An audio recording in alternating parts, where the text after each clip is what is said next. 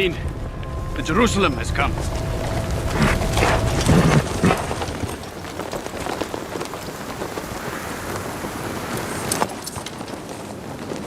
I pray you pull back your cavalry and leave this matter to me. I pray you retire unharmed to Damascus. Reynald of Chatillon will be punished. I swear it. Withdrawal, we will all die here. Were I a Jew, I would be a Zionist. My father pointed out to me I did not need to be a Jew to be a Zionist. For I am. Israel is essential to the security of Jews worldwide. We will move the American embassy to the eternal capital of the Jewish people, Jerusalem.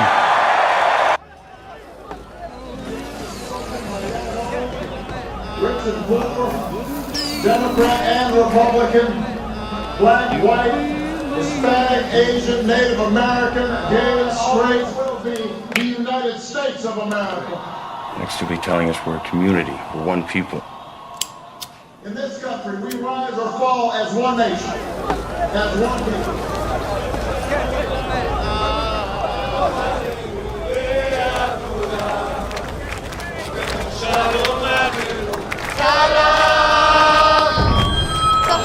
The true strength of our nation comes not from the might of our arms or the scale of our wealth, but from the enduring power of our ideals. Democracy, liberty, opportunity, and unyielding hope. Build that wall. Build that wall. Build that wall. Build that Can't do wall. that. It's too late for me to build a wall. We the American dream and reaffirm that fundamental truth that out of many we are one. You hear that line? Line's for you. Don't make me laugh.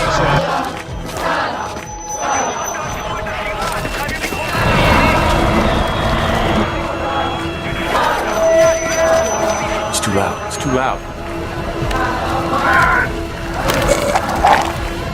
Coming over the top!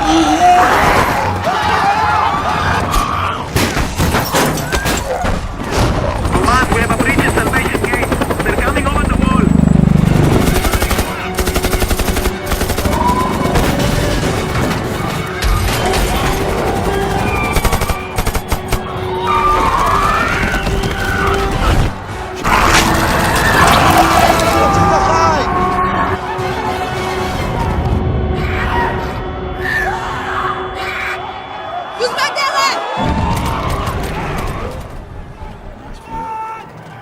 Don't make me laugh. We're one people. It's a myth created by Thomas Jefferson. Oh, now you never go with Jefferson, huh? My friend, Jefferson is an American saint because he wrote the words, all men are created equal. In America, we don't worship government, we worship God. The American founders invoked our Creator 4 times in the Declaration of Independence. 4 times. Words he clearly didn't believe since he allowed his own children to live in slavery. He was a rich wine snob who was sick of paying taxes to the Brits. So yeah, he wrote some lovely words and aroused the rabble, and they went out and died for those words. While he sat back and drank his wine and fucked his slave girl. At the time Trump went to University of Pennsylvania in 1966, the acceptance rate was more than 50%, and he was a transfer student. He'd already done 2 years at Fordham in the Bronx, and those transfer students usually got in much easier than freshman students. So part of it was an effort. This guy wants to tell me we're living in a community. Don't make me laugh. I'm living in America. And in America, you're on your own. America's not a country. It's just a business. Now fucking pay me. It's a small, wealthy country with a universal healthcare system.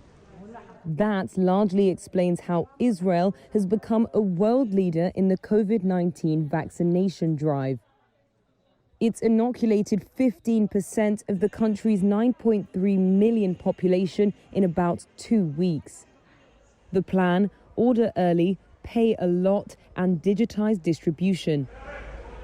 The first big decision was paying a premium to get early vaccines. Israeli authorities have not publicly said what they paid for the vaccine developed by Pfizer and BioNTech. But one official claimed it was about $30 per vaccine dose, twice the price elsewhere. We will never give up. We will never concede. We're going to walk down to the Capitol because you'll never take back our country with weakness. You have to show strength and you have to be strong. I told you about Christmas, and I guarantee if I become president, we're going to be saying Merry Christmas at every store.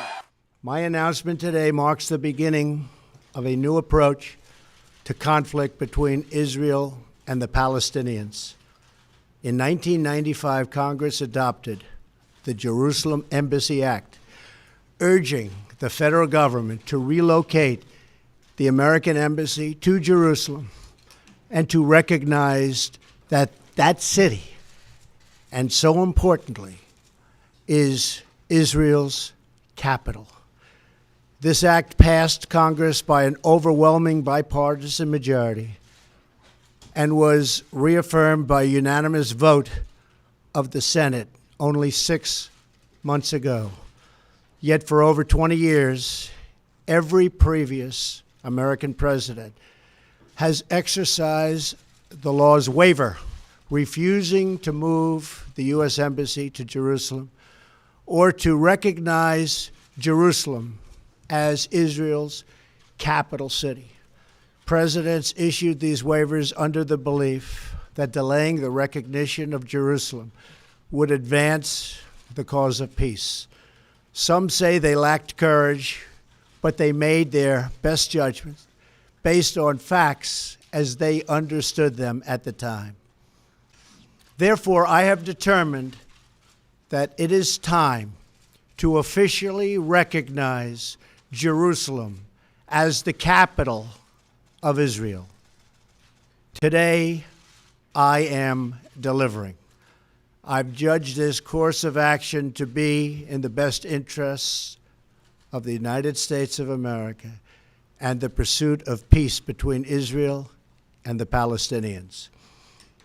This is a long overdue step to advance the peace process and to work towards a lasting agreement. It was 70 years ago that the United States under President Truman recognized the state of Israel. Ever since then, Israel has made its capital in the city of Jerusalem, the capital the Jewish people established in ancient times. Jerusalem is not just the heart of three great religions, but it is now also the heart of one of the most successful democracies in the world. Over the past 7 decades, the Israeli people have built a country where Jews, Muslims, and Christians, and people of all faiths are free to live and worship according to their conscience and according to their beliefs. Jerusalem is today and must remain a place where Jews pray at the Western Wall, where Christians walk the stations of the cross, and where Muslims worship at Al-Aqsa Mosque. However, through all of these years, presidents representing the United States have declined to officially recognize Jerusalem as Israel's capital. In fact, we have declined to acknowledge any Israeli capital at all. But today we finally acknowledge the obvious, that Jerusalem is Israel's capital. We are stopping cold the attacks on Judeo-Christian values.